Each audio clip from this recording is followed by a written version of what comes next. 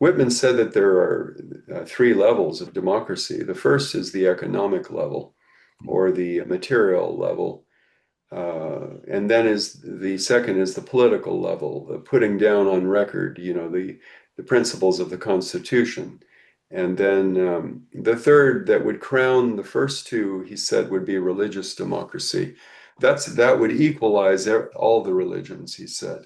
You see, we often see this, that the great visionaries of the future are the ones who really get outside the limitations of any one dogmatic form of religion and open up to you could say, a more democratic cosmic vision, because spiritual democracy is in the cosmos, you see.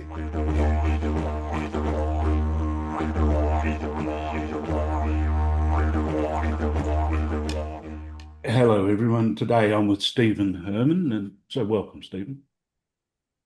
Thank you, John. Good to be with you again.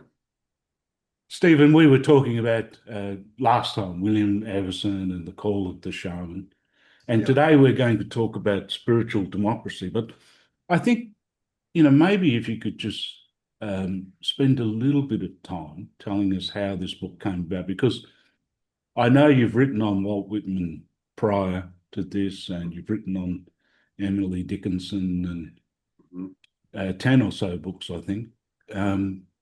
But what led you to this topic? How did you come to it? Good question, John. It came to me during my reading of Walt Whitman, actually. And it was in 1998 when I wrote a review of Murray Stein's books, 7 books by Murray Stein. Murray Stein, The Transformative Image. And I saw in that book how Murray had looked at great artists such as Rembrandt, Picasso, Rilke, the German poet Rilke, as examples, and Carl Jung, Mellon, as examples of individuals who had lived out this transformative image and then brought about some kind of a change in their consciousness. It was obvious to me when I started reading American poetry, beginning with my relationship with Bill Everson, that that's what I was looking at. So I used that book as a kind of a model, but then I went in my own direction with it. I was focusing specifically on American poets, starting with William Everson and Robinson Jeffers, the 2 California poets, and then including Emily Dickinson, Walt Whitman, Herman Melville, and also D.H. Lawrence. This is the book here, John, that I started with. This is a book I published in 2010, Walt Whitman, Shamanism, Spiritual Democracy, and the World Soul. And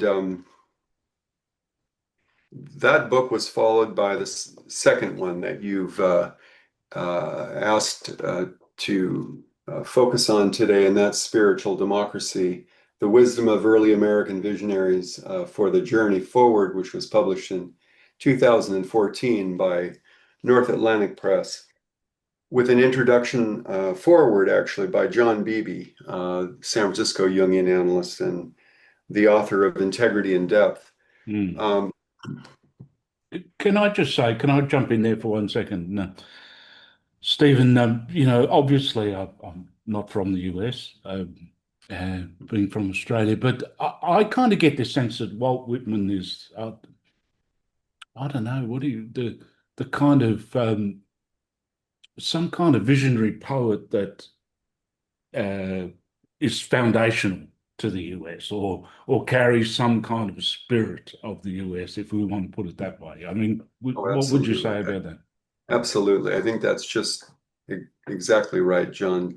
Walt Whitman is, I think, the quintessential American bard, as Everson referred to him in his book that he printed from the prose preface to Leaves of Grass, which he put to poetry.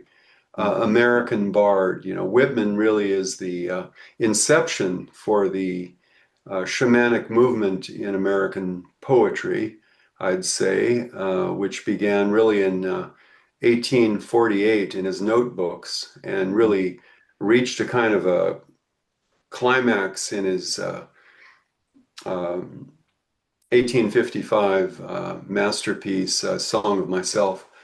Um, and, he really gave a nod to Ralph Waldo Emerson. He said, I was simmering, simmering, simmering. Emerson brought me to a boil. And he sure was in a boil when he wrote that first 1855 edition of Mm. Leaves of Grass, which I've seen and held in the Library of Congress. But You didn't I try say to that, take it home or anything like that, did you? oh, Not when no, you no, died. no, no. I think I wouldn't have gotten very far. They have security guards at the door, and you had to put on gloves to wear it. I mean, it's a very sacred thing. Mm. And uh, the reason Whitman, I think, is the ancestor is that he really invented what he called free verse. He opened up the line so that you could.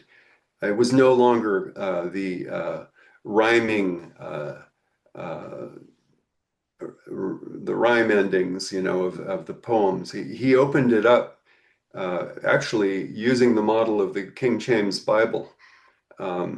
Whitman was reading the Bible Mm. prolifically before he wrote Leaves of Grass, as well as many other, the Vedas and the Upanishads. He was really steeped in transcendental literature and poetry of many nations. So the reason I say Whitman is the real inception point is that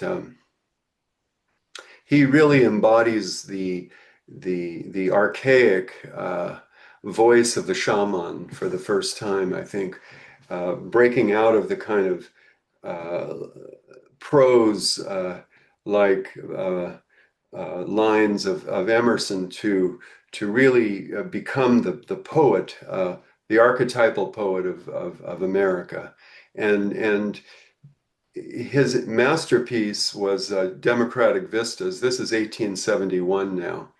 And it's from that we get the notion of religious democracy. Whitman coined that term, religious democracy. I use spiritual democracy in my books because it's more contemporary. And nevertheless, out of this movement that really Emerson was the fountainhead for, we get Whitman, and then at the same time, actually earlier than Whitman in print anyway, because he was doing this in his notebooks. We get Moby Dick. We get Herman Melville in Moby Dick, his seventh novel, just really writing poetry in that prose piece. So the second part of my book is taken up mainly with Melville's vision, and then the first part is Walt Whitman's vision of spiritual democracy. And they're both shaman poets or poet shamans. That's a term that William Everson coined, and I use it to talk about these poets, as well as Emily Dickinson, who I speak of as a medicine woman for our times in my 2018 book on Emily Dickinson. Um, Can we just go back to a couple of things? Firstly, what is, what is a poet, Shaman? I mean, can you just expand upon that for a second? well, a And poet then, shaman is a poet who has the capacity to take the reader or the listener into an ecstatic state of consciousness because they're writing out of that state that shamans uh, uh, visit in their transport or in their states of trance or what the authority on shamanism, Mircea Eliade, who spoke at the Eranos conferences in Ascona, Switzerland, mm, with C.G. Jung, called a technique of ecstasy. In short, the definition of shamanism is that it's a technique of ecstasy. Well, the poet has that capacity. You could say it's an organ of consciousness, of perception, that a higher form of perception than the average perception you could say in the race consciousness. Let me read you a line, John, and I think this might speak to the audience. Yeah. This is from a lecture on religion that Walt Whitman was going to give. It's called God Abdicates. Whitman says, I say to you that all forms of religion, without accepting one, any age, any land, are but mediums, temporary yet necessary, fitted to the lower mass ranges of perception of the race, part of the infant school, and that the developed soul passes through one or any of them to the clear homogeneous atmosphere above them. There all meet. Previous distinctions are lost. Jew meets Hindu, and Persian Greek, and Asiatic, and European, and American are joined. And one religion is just as good as another. So, what he's really talking about, John, is this transport to what the ancient rishis of India called the superconscious, which is really the fourth stage uh, past waking, dreaming, and dreamless sleep, this superconscious vision, they say, called the fourth, or turiya in Sanskrit. It is that fourth stage of state of consciousness. Whitman's really speaking out of that stage. But what gets him there, the transport, is really the shamanic impulse. He's really in touch with the archaic levels of the unconscious that Jung called psychoid, which is really psychophysical base of the unconscious. It's in the body, and that's why Whitman said he was the poet of the soul and the poet of the body. He never wanted to leave the body out of Leaves of Grass, no matter what happened. Emerson, for example, tried to talk him into taking out the sexual verses in the 1860 edition of Leaves of Grass, and Whitman just listened when they went on a walk in D.C. together, and in And Washington. then didn't do it. He listened but didn't do it. He said he heard an overwhelming, resounding voice of his own conscience telling him that he had to follow his own way, and so he left it in. Um, exactly. He did not want to abdicate really to anyone on the outside. In a sense, he was like Carl Jung. He had no external guru. Uh, Jung had Philemon as his guru. Whitman had, you could say, the ancestral voices of the American psyche and the American earth speaking through him. These were the native indigenous voices. But he also was speaking out of a more universal ground that encompassed the entire world, in Salute au Monde, his beautiful poem, The Salute to the World. He's really speaking to the Aboriginal people of Australia as well. He's speaking to all races, all climes, all ethnicities, all colors of the earth, sexual orientations of the earth. He's really John, he was so far ahead of his times. We're only catching up to Whitman now with all these changes in the culture that we're seeing. Whitman really was that far-seeing. Stephen, I remember in the introduction to your book on Murray Stein, I think Matthew Fox has written a preface or a foreword or No, he wrote a review of it a for review. me. Yes, he wrote a And short review. Mhm. and I think one thing I remember from that review was he said that uh, Carl Jung was talking about the experience of the religious, and Yes. I think that what it seems to me, in kind of in terms of my own experience, is that I was born in the Church of England or whatever, and then at an early age took off to India, and and had there were people from all over the world in India at the time, Uh-huh. and having experiences, and it seems to me that where people were once born into a creed or a denomination or whatever, that people are having all kinds of experiences of the sacred, which are non-denominational, which are kind of experiential, and Mm. that seems to be just growing and growing. Yeah, it really does. Yeah, I didn't know that, John, the Church of England. Mm. Um, It was good to get out of there. No, sorry, that's a joke. I shouldn't say that. well, Whitman's uh, piece that I just read is really suggesting that we have to break out of all creeds, in a sense, to find our own path.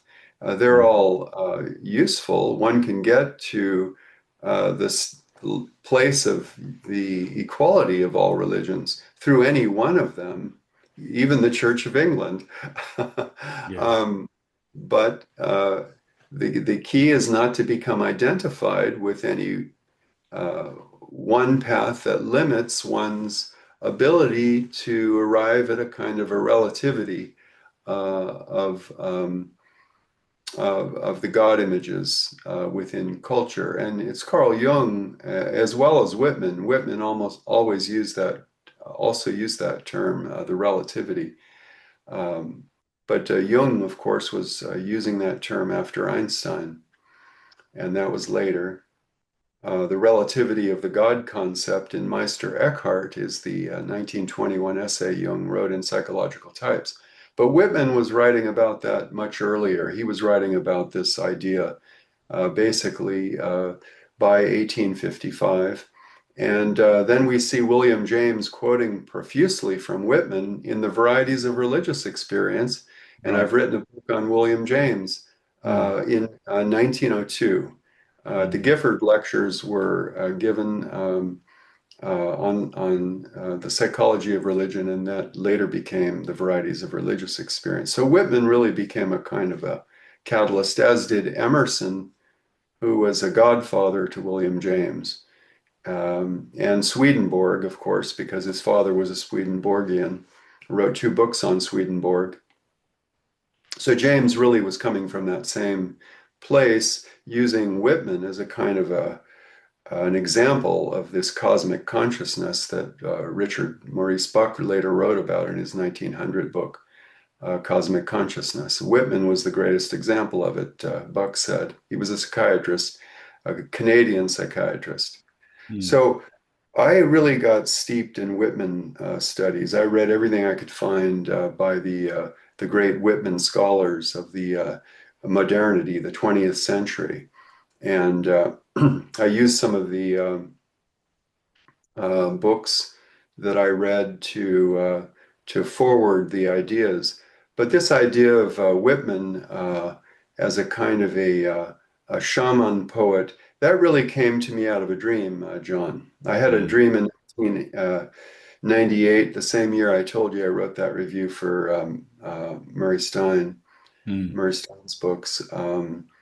That I was descending into a cave in Lascaux in France, where my ancestors are from, Right. and at least on the French side, my mother's side. And I went down lower than the cave where they found the paintings, Mm. and there was a underground chamber that led deeper down, and I followed that with a colleague of mine who happened to be a bisexual woman, a good friend and a colleague I was working with at the time. Mm. And we went down there together with, I had a flashlight, little flashlight, and then we went into this underground grotto, and up on the wall there was a luminescent shaman figure. It was like a light being who had come down from a star, but he had been painted onto this the walls of the cave, and he was emitting light, crystalline light that was kind of shining on us, and I was shining the flashlight back at the shaman figure. So I knew from that dream when I surfaced that there was I was exploring the very roots of religion, which Eliade had researched in his book Shamanism. Mm. And I had read that book, of course, and uh, I had interviewed Everson by that time on shamanism in American poetry. We'd been speaking about Whitman as a shaman in those interviews or conversations. And so Don Sandner had just died. He had had a heart attack on Easter morning that year. And uh, so it was a time of real transition in my life, a time of transformation. And I realized that at the basis of all civilization and culture, the shaman and the shamanic archetype was the first uh, imprint, you could say, of these theologies of light, that Yeah. we find in many religions of the world. Everywhere, all Yeah, around in every all culture. around, all around. And then, Whitman's talking about the whirling and whirling is elemental within me. Mm. Uh, Beating the serpent skin drum, you know, he's in an ecstatic state, he says, when he's writing. Same thing with Emily Dickinson. Right. Take all away from me, but leave me ecstasy, and I am richer than all my fellow men. Mm. You see the and Melville when he's writing Moby Dick, he's in an ecstatic state. The poet has access to these states of consciousness because of the descent, you could say, of consciousness to the archetypal reservoir Yeah. of the shamanic archetype. And it's out of that place that these American poets were writing. You see this also in other cultures of the world, that the poets who have this access are the ones who sometimes are the visionaries of the culture and Yeah. the ones who bring about a new theology as well. Yeah. It seems to me, the what you what I get from reading you is the shaman, the mystic, the poet. Well, there's a connection between all of them, isn't there? Like Oh, yes. Yeah. at the deepest Yeah. level, and Um, it's it's it, again, it's kind of non-denominational. It's at that archaic root structure of mhm, um, of mhm, things to be found in all cultures. So I'm getting, and you could maybe tell me if this isn't what you were thinking, but it seems that that's the democratic part of it. That there's this mhm, kind of root structure of mhm, experience that people are probably having mhm. within their own way. And then people are kind of called in their own peculiar ways to Yeah. describe it, try to express. It's like this mystery that we could never really express, but we try. We Yeah. see what we can do. And We and do our that best. sorry, We do our best, we to give voice to it. And this is what Whitman called vocalism, the divine power to speak words. And it exists in all of us. hmm, So that's what he teaches, how to tap into it. He has methods, hmm, techniques. yeah, that's good. And especially at this time. And that's the variety, that's the democracy as I get it. It's the variety of religious experience or the variety of vocalism or the variety of expression, or even you could say the variety of creativity that Yes, the absolutely. Mhm. the Go ahead. peculiarity within that is unbounded, or that would be the coat of many colors that Mhm. from that kind of root structure or from that seed that Mhm. um, there are the many colors, the many expressions from that, which is democratic. I mean, is that That's a really fair enough beautiful. reading? Absolutely. I love that, really, because, Joseph was a dreamer and he was the interpreter of the Pharaoh's dreams. And he was thrown into the pit by his brothers. Thomas Mann wrote that 4-volume set, Joseph and His Brothers. And it's a gorgeous thing that he did. Um, But the coat of many colors, you could say, is a symbol, you could say, for that variety, exactly. Because of the rainbow, you see, the rainbow has the seven basic colors, and seven is a shamanic number, you see. It's one of the most common number symbolisms in shamanic societies worldwide. Eliade speaks about this. You see it in Black Elk's great vision, the Oglala Sioux medicine man. At the age of 9, he went into a trance. He was sick. Uh, Whirlwind Chaser was doing rituals around him, the shaman of the tribe trying to bring him back. And he literally went up into the clouds and into the rainbow teepee. He was initiated in the rainbow teepee, you see, by the six grandfathers. And the six grandfathers with Black Elk makes seven, you see. But it was in the rainbow teepee that this great vision took place, and he was initiated as a young boy. And there he was given the sacred pipe, the the sacred pipe of the Lakota people. So the rainbow is a wonderful symbol, and it's also a great symbol for the psychoid continuum that we're talking about, that the shaman descends into, because Jung said that the psychic continuum extends from the infrared to the ultraviolet. And it's at the non-visible levels of the spectrum that the shaman has access to. That's what you said is indescribable, undefinable, mysterious. It's the mystery. It's the all, you see. The mysterium tremendum in Jung. Yes, yeah, Rudolf Otto's Mysterium Tremendum et Fascinatum. You know, the numinous, the place of the numinosity comes from that those far ends of the color spectrum.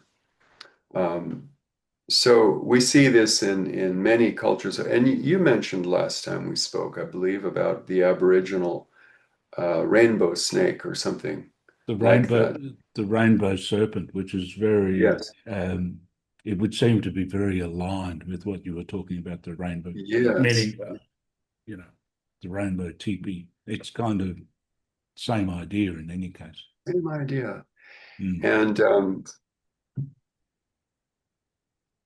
it's an interesting symbol because the coat of many colors also goes back to the covenant, and the rainbow was the covenant in Genesis. So you see it in the creation story as well. Um, yes, and that's where vocation comes in. The vocation is the channel through which the creative instinct gets um, It seems to me, and recently I've just been reading Matthew Fox again as well, who I know you're friendly with, but well, one kind I dedicated spiritual democracy to Matthew to too. him. I just want to say that because Mm, we were having conversations, and he was very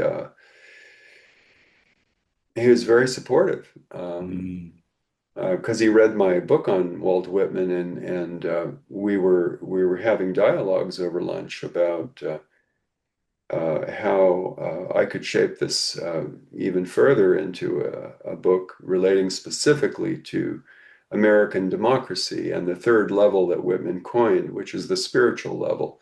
Whitman said that there are three levels of democracy. The first is the economic level or the material level.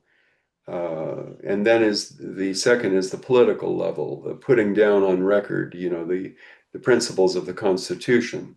And then the third that would crown the first two, he said, would be religious democracy. That would equalize all the religions, he said. And mm. yeah, So yeah, Matthew was very supportive, and he helped me get a shoe in the door at North Atlantic Press. So And, yeah. and what I get from some of that is that it seems that so many of us are interested in creativity, Mhm. these days, but Yeah. it's almost like what I might get from Matthew Fox is that we can hardly speak about creativity without speaking about those first creative stories, the rainbow serpent in Australia, or the creation myths, or Hmm. Hmm. that they kind of have that sacred origin. Hmm. Hmm. Um, Hmm. and that's kind of the home of creativity somewhere. Hmm. And this is a creation story, you could say. The books that I've written on Walt Whitman are attempts to shape a story for the reader's imagination, to be able to um, look at poetry from the perspective of an evolving mythos on the American continent, because it's here we could say that it really crystallized into um,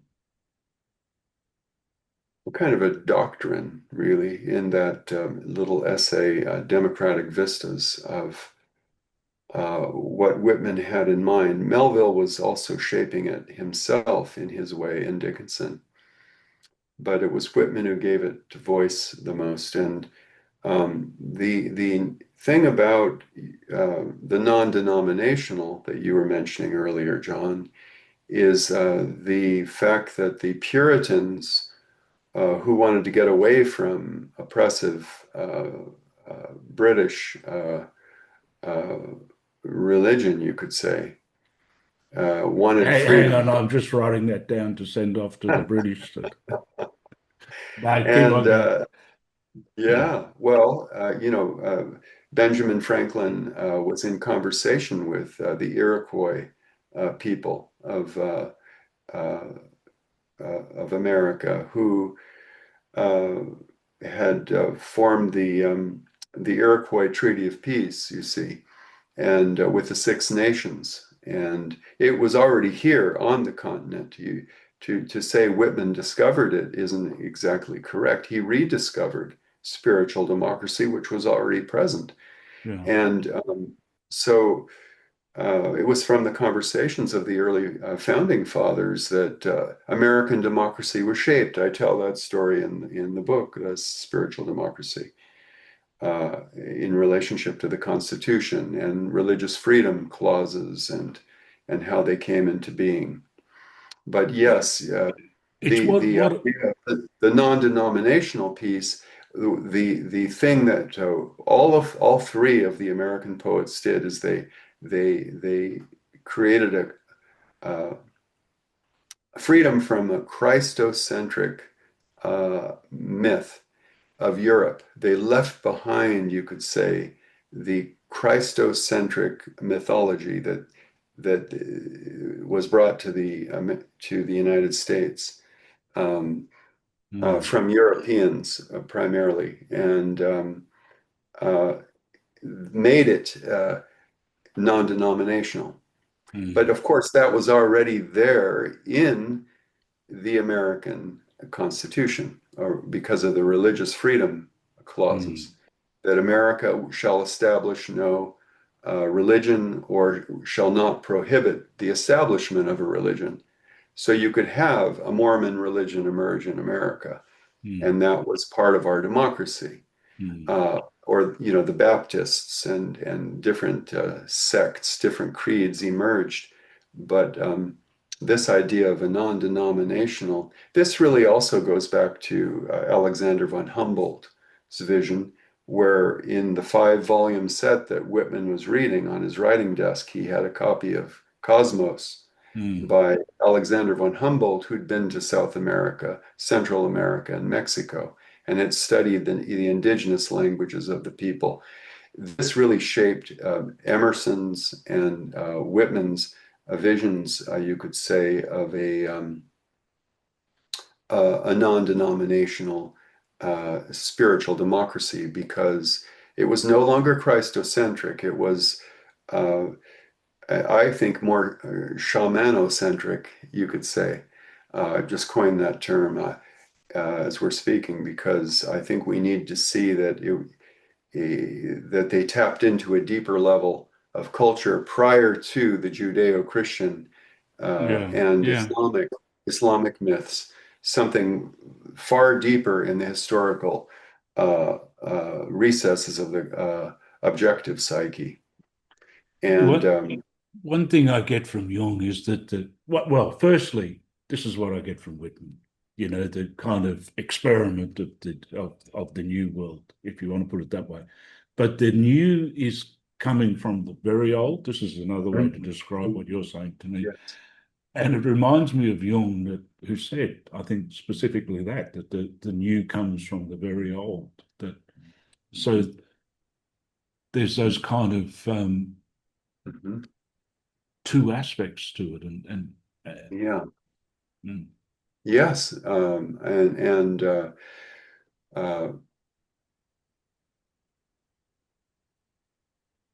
Jung wrote a wonderful paper after he returned from the United States in 1925, when he met Mountain Lake, who we spoke of last time, at the mm, Taos Pueblo. 1927, he wrote Sinn und Erde, Mind and Earth. And he said there that the topography uh, of place actually shapes the psyche, and shapes actually the physiology of a person as well.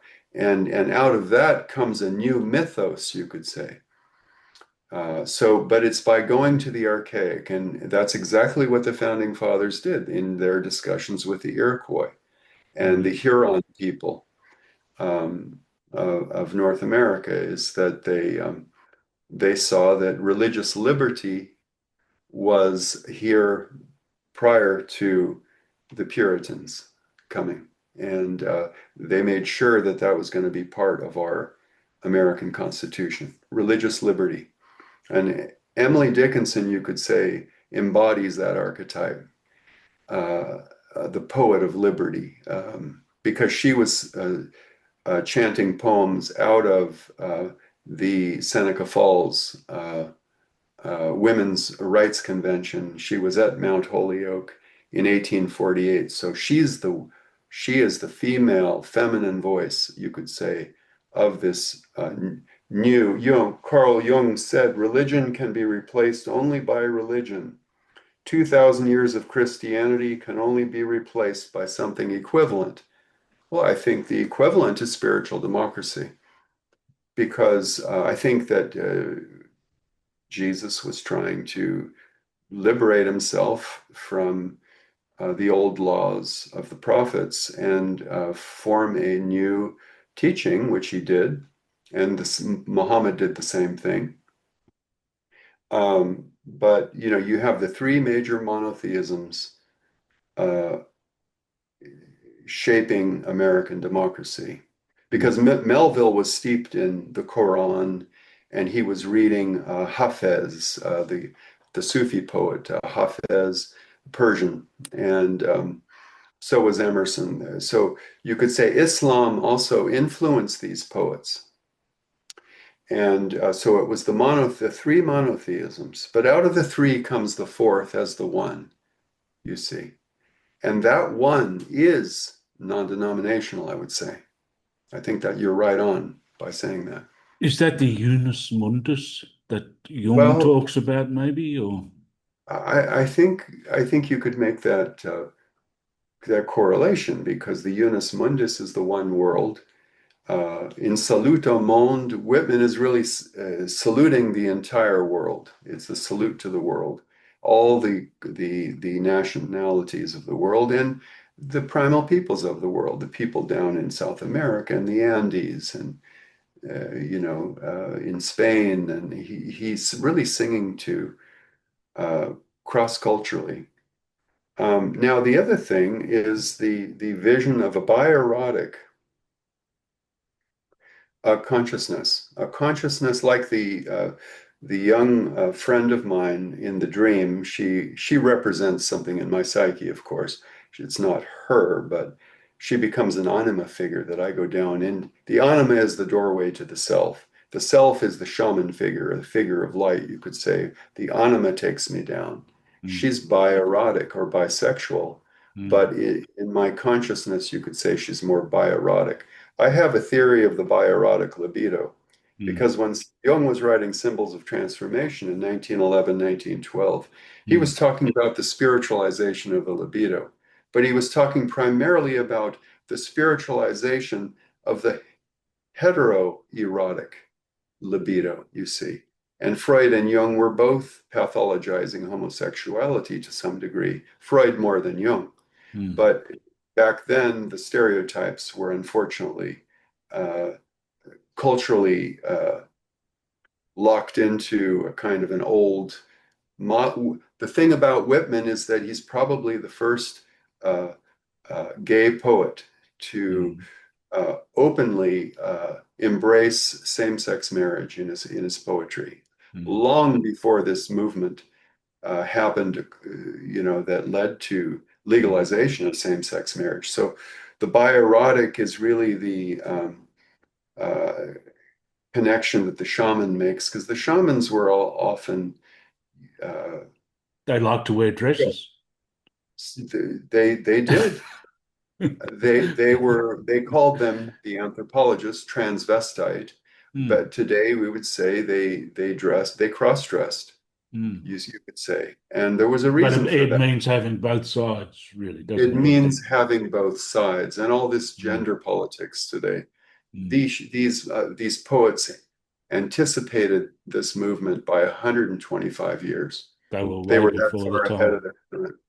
And Mm, but without the fundamentalism, yeah. you could say, when they go sometimes too far to the extreme, you could say.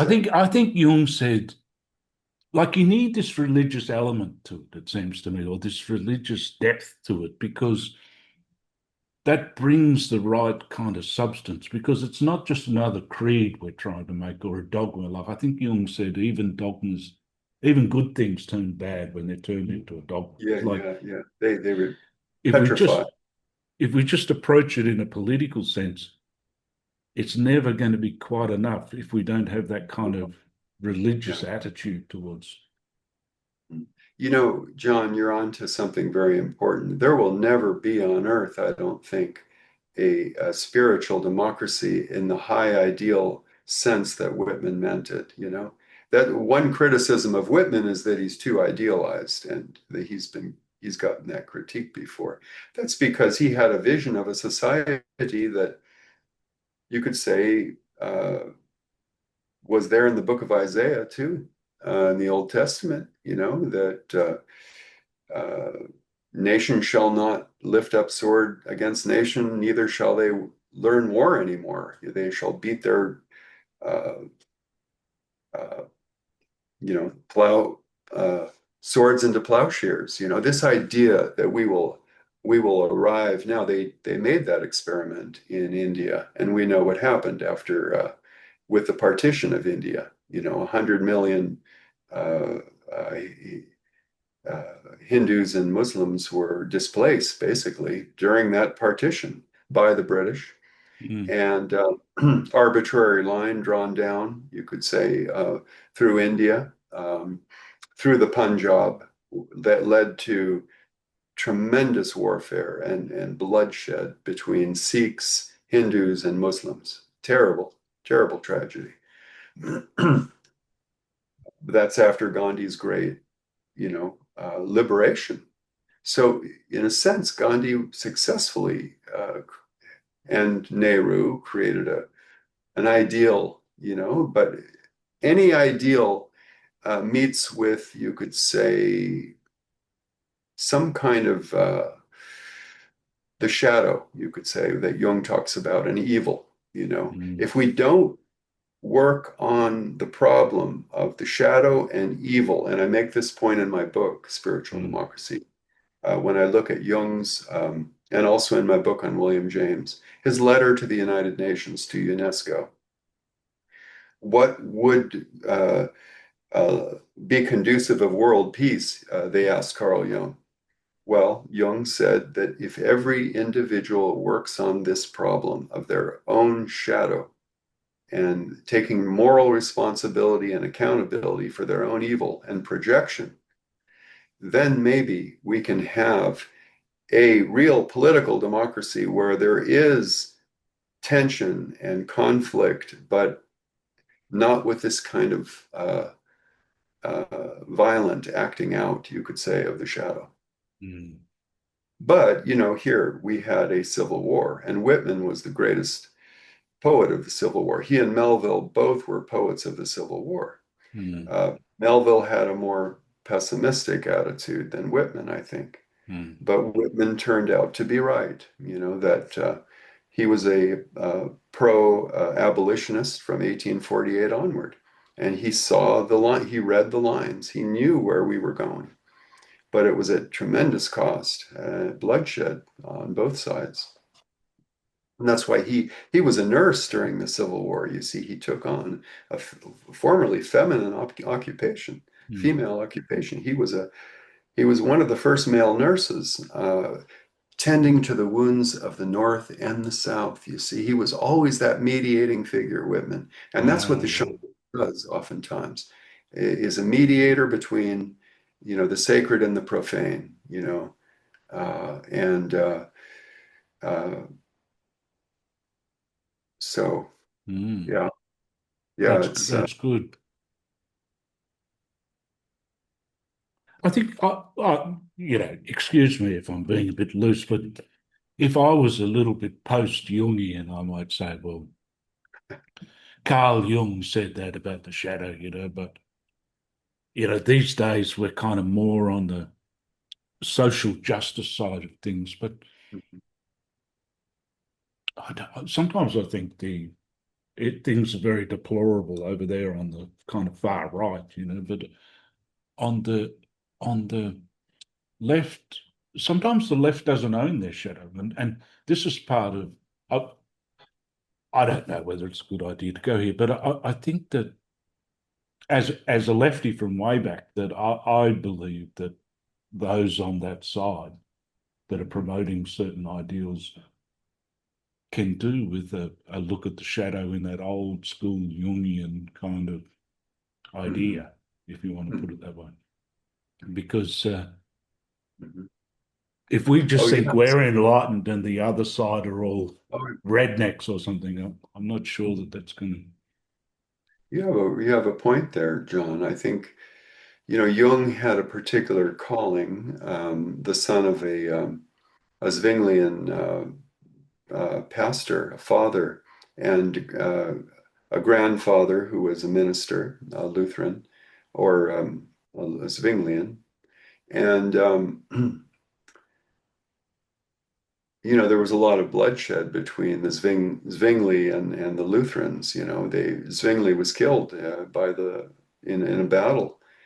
Uh, this conflict, you could say, around religion is very ancient and modern, and it continues to go on as we're speaking. And the idea of the integration of the shadow can itself become an ideal, and people can become, you could say, post-Jungian in their thinking that somehow I'm more enlightened because I've integrated my shadow, you see. Um, Jung also wrote about psychic infections quite a bit, contagion effect. Any, mobs. any, yeah, mob psychology. Um, any large group can become, you could say, infected by ideas that can.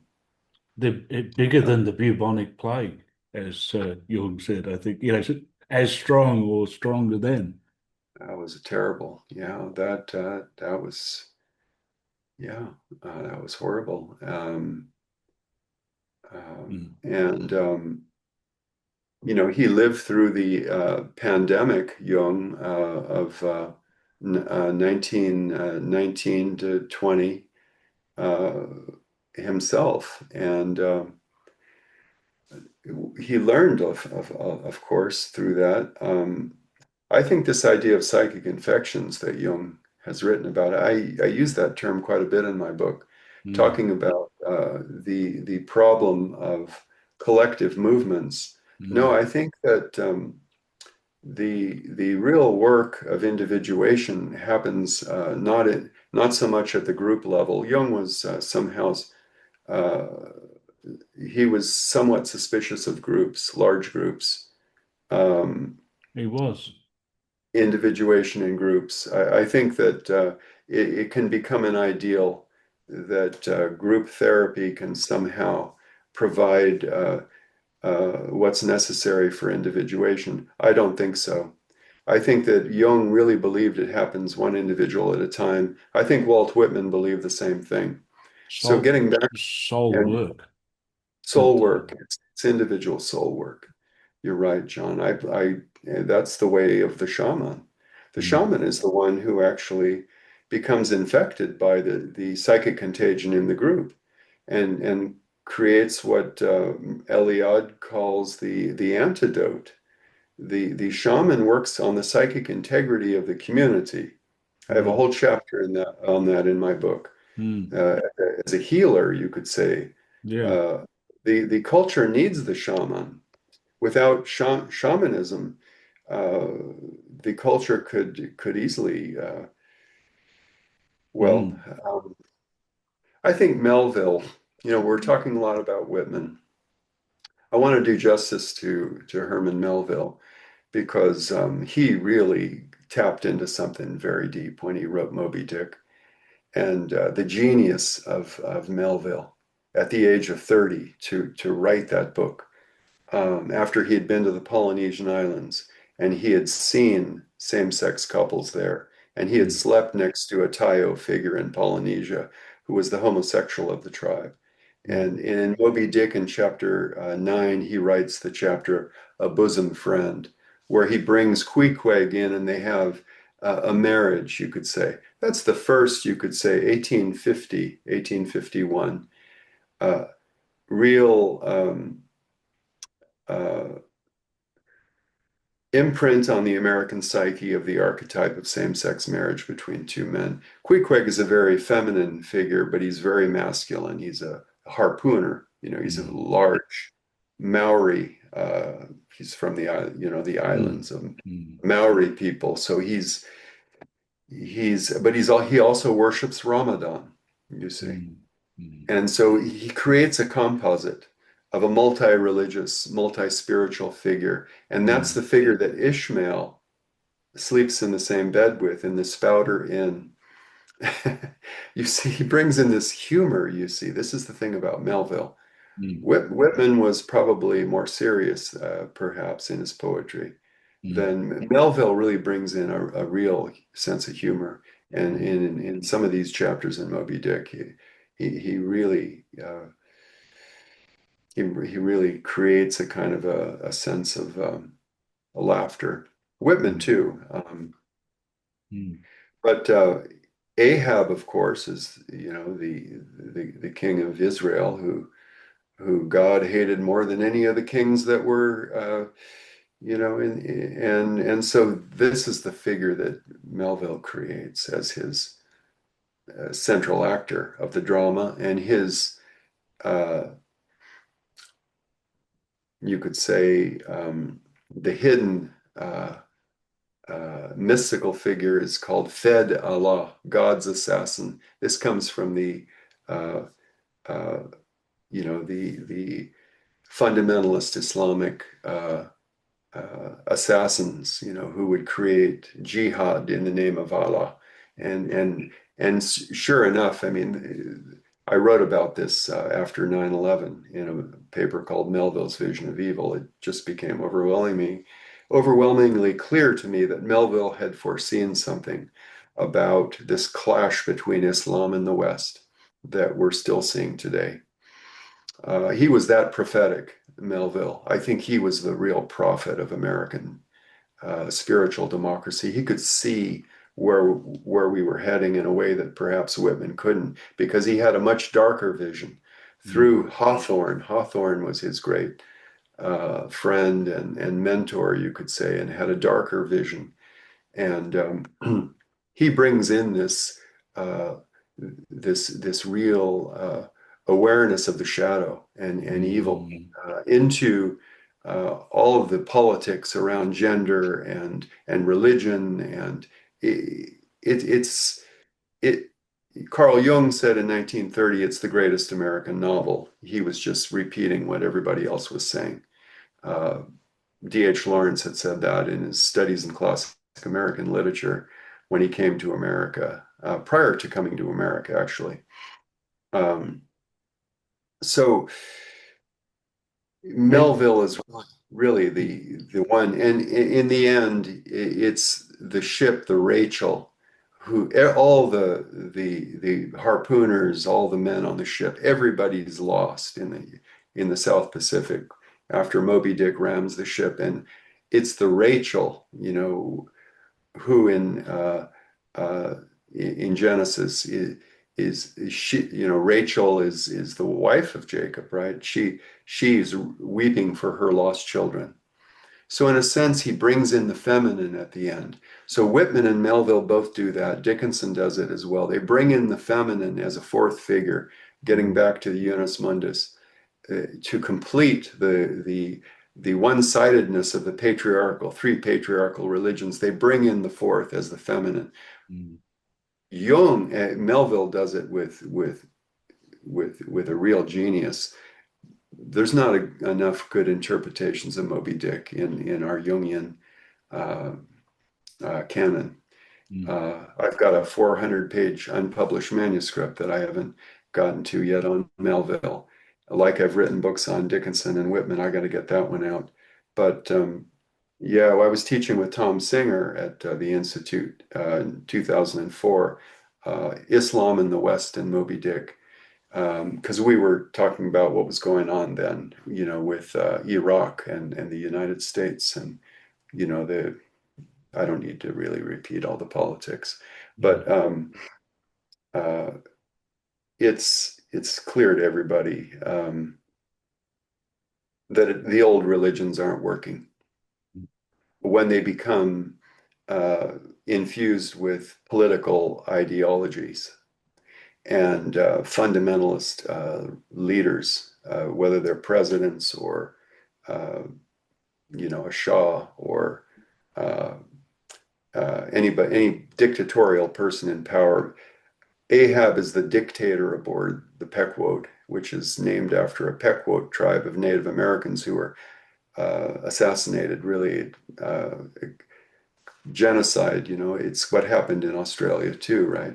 mm. It's everywhere, that these Indigenous genocides, worldwide have been. yeah, worldwide. It's the Mm, shadow side of Christianity, and mm, and it's not spoken about enough, really. The devastation. But tell me more. What's on your mind, John? well, I would like to ask you a couple of questions. I mean, there's so much good stuff in what you're talking about, but the first thing is I've got to just replay back is that I now know that Walt Whitman and Melville should be bought as a box set, because uh, Melville can get that darker, but then what I'm getting from you is he had this incredible prescience, as well, in terms of prophetic, perhaps, vision of what was coming as well. So both of them um, are important. But I, I'd maybe like to, if we could kind of think about, I know time's an issue. It's if you could talk a little bit about Eros, because I like this idea that the cosmos, there's an eros in the cosmos, and I just want to read something that I read. Uh, this is wisdom to love life. The mystic is the lover who says yes to love. what I'm trying to get at is, to me, this idea of the eros of the cosmos is something Mhm. which is, I think, again, in Matthew Fox language, that might be the via positiva. There's so much. I'm putting it in basic language, but there's a lot of via negativa around. It's kind of like that's where we're living. Mhm. Mhm. Uh, the sin, the original sin, the conflict or the vision of that. But this erotic side of the cosmos, what's that about? And then lastly, if you could speak just a little bit about the practices that you talk about in the end of your book, the practices for Mm. spiritual democracy. Okay. Mm. Good question about Eros and the cosmos. Cosmogonic love is the term Jung uses in his autobiography. It is at the end. He doesn't write that much about love, really, Jung. He really focused so much on the shadow and didn't want us to forget that that was the real work that we had to do. And of course, love appears in alchemy and many of Jung's great works. But uh, no, the lover is the archetypal. The poet is the archetypal lover. I mean, Shakespeare's sonnets, for example, those were the first 100 sonnets were written to a man. Homo eros, you could say, is the real language of the poets uh, of Iran too, Hafez, Attar and Hafez, his master, the love for his teacher, Rumi and Shams of Tabriz. You see this kind of love language in all the poetries of the world, and Emily Dickinson has it. Women who catch on to Dickinson sometimes fall in love with Dickinson because she also is a lover. And she's in love with nature and she's in love with her friends at Mount Holyoke. She's in love with her sister next door, sister-in-law, Susan Gilbert. She writes over 200 letters to Susan.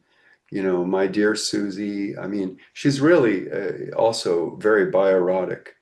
Mm. Um, some women critics think she was lesbian. As far as we know, there's no evidence that she had sexual relations with women, but or men really. But she was very much in love with several men as well. So she's very bioerotic, Emily. Mm. And but Whitman says, if anything, he could be the lover. You see, Whitman is really, I think, more than Melville.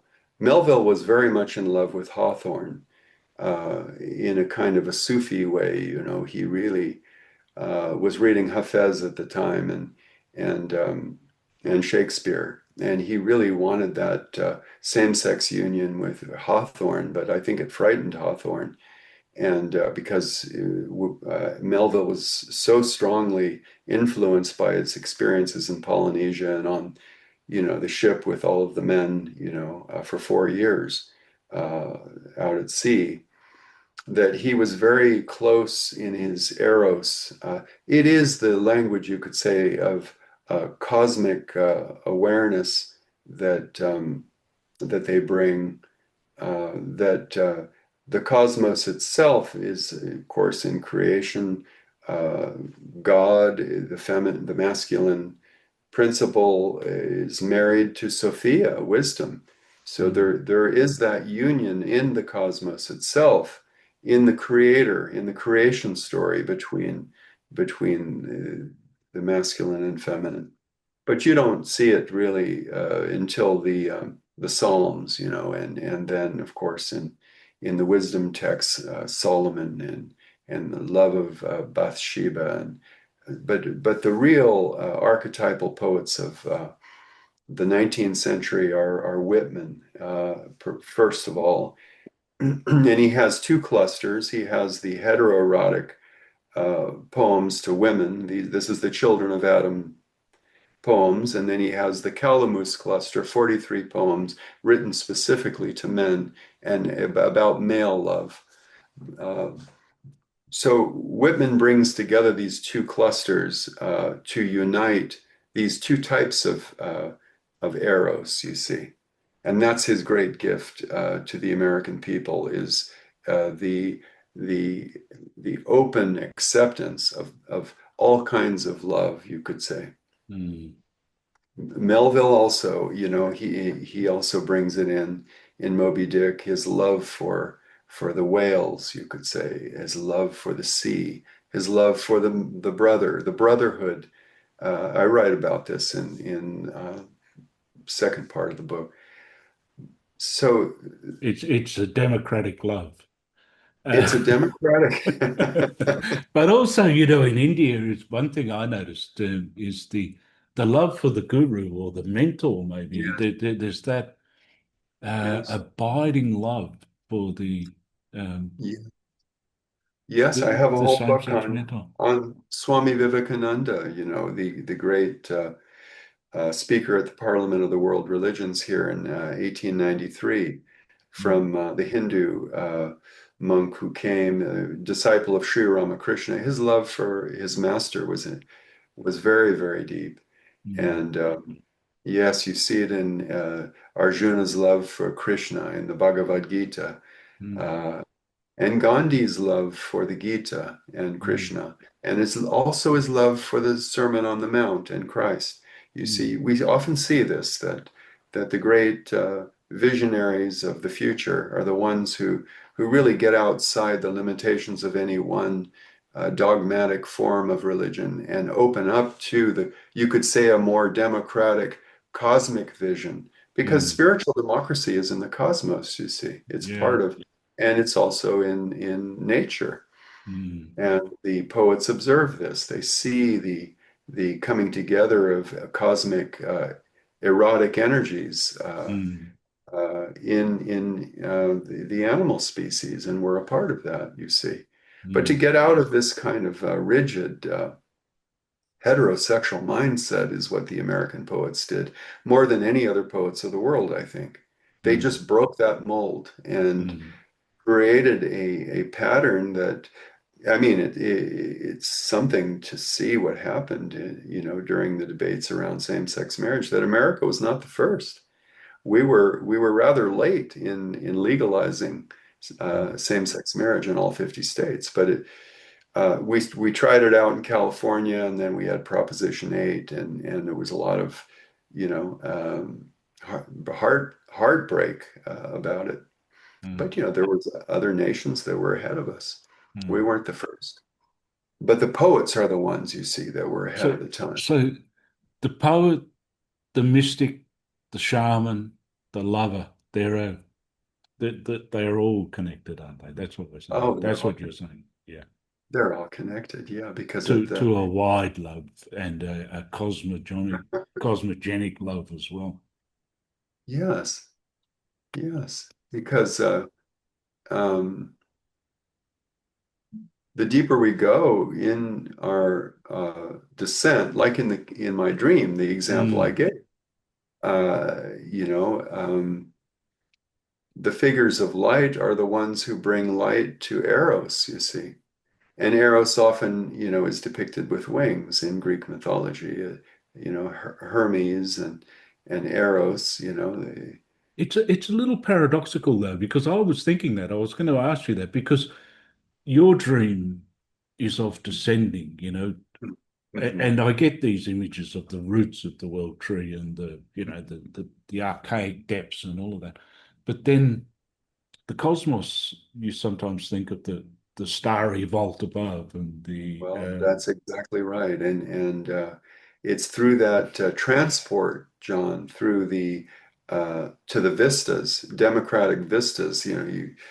I skirt sierras, my palms cover continents. I am afoot with my vision. This is Whitman now. He's really I skirt Sierras. He's even as far as California. He never came to as far as California. He got to the Rockies, Colorado, I believe, but that's as far. But in his vision, he's everywhere, you see. he is the lover. He's really spreading his love to the whole world. Salut au monde is his love to the world. Yeah, It's his right. love to the world. And so I hear what you're saying. You see this also in Kabbalistic mysticism, where there's the 10 Sephiroth, and at the top, there's the 10th. But at the bottom is the Yesod, which is the Phallos. And I think of Jung's dream of the Phallos at age 3 at the, in Mm, the underground. But on the top of it, there was an eye looking upward and a kind of a light at the top. So yes, the visionaries are the ones who ascend the cosmic mountain. They ascend to the summit of consciousness, and there they have the mystical marriage, you could say, at the summit.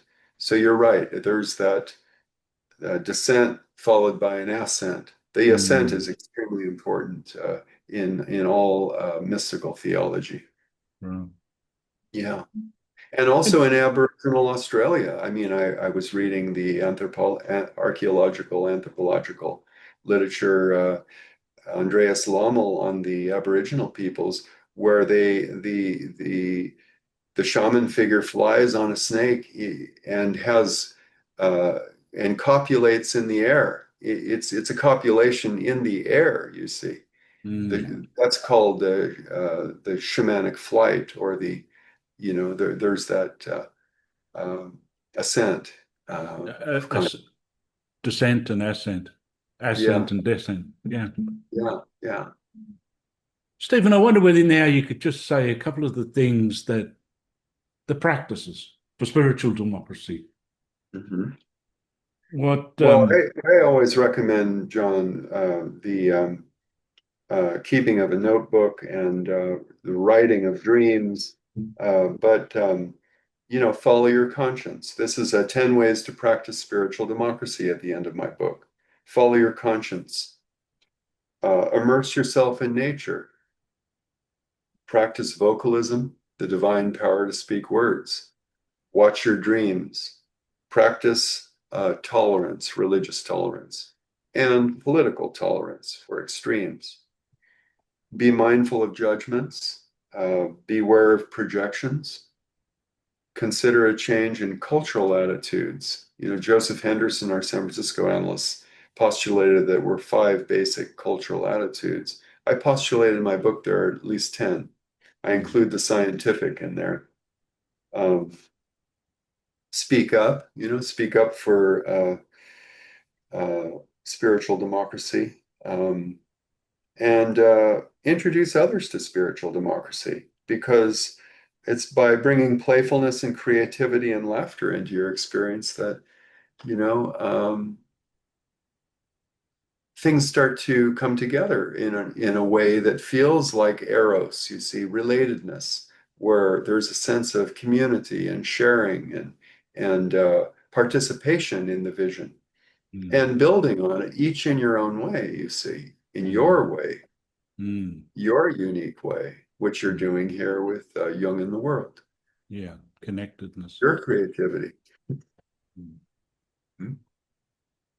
Well, thank you very much. There's so much in your book, and um, it's provoking in the best kind of way. It's opening up to new ideas and new avenues, and I want to thank you for that, and thank you for what you've written and spoken today.